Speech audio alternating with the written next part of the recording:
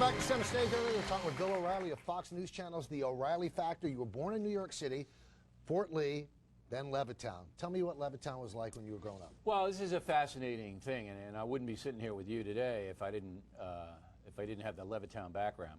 My father was a naval officer in World War II, and he met my mother in Boston. My mother was a student at Boston U, and she's a physical therapy student. And then they started to date, and my father then went overseas. He was in the occupation of Japan, and then they came back and got married. And then my father scraped up enough money, the $8,000, that you could buy this little box house out in Levittown.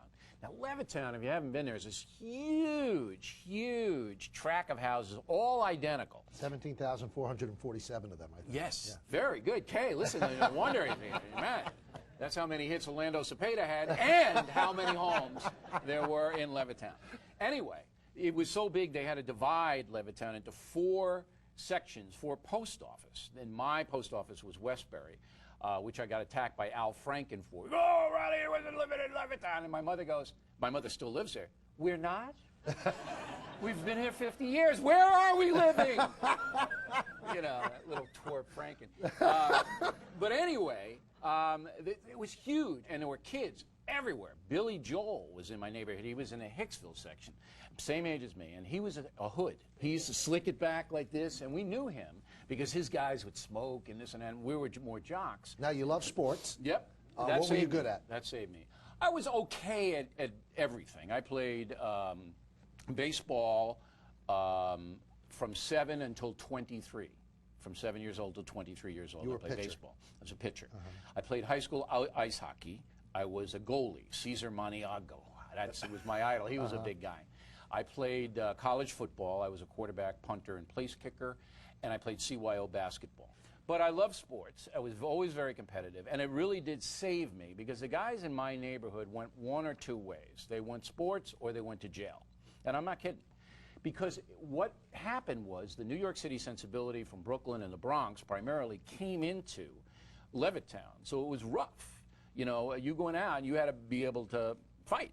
And the sports took all of our energies, so we were too exhausted to break into the liquor store. Now, you actually have described yourself as a little hooligan. I wasn't malicious. Did you get into any trouble? Oh, constantly.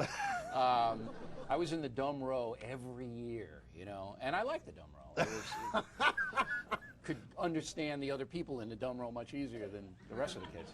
I would do stuff like kick over garbage cans, you know, on my bike. We'd throw snowballs at cars, you know. Now, you ended up going to, I guess they could call it a rich kid's private school, Shaman. Yeah. Now, you weren't a rich kid. Did that cause problems? Well, it did and it didn't. My father was smart enough to realize that if he sent me to public school with all my thug friends, bad things might happen. Right. Okay? So he said, look, I'm going to sacrifice and send my son to Chaminade and pay the freight. And it was expensive for him to do that. Now, I didn't like Chaminade because you had to wear a tie and a jacket, you know, you had to take Latin. I used to go to the teacher, I go, do you not understand no one speaks Latin anymore? Do you understand that civilization is wiped out? Why are we doing this? You know? And it was hard. You had to study, you had tons of homework, and then you had the rich kid factor. So I had one sport jacket from Modell's, which cost $8. Right. They had cashmere and this, and there was some snooty looking down at people like that. There was. But you so there was you that came out class all right. warfare. I don't know. I mean, look, you're saying I came out right, but believe me, there are a lot of people who go, he didn't come out right. I came out with an edge. All right, I went in with an edge, I came out with an edge. And that edge is why I'm successful. And after Chaminade, he ends up going to Marist. We'll go to college with Bill O'Reilly next on Center Stage.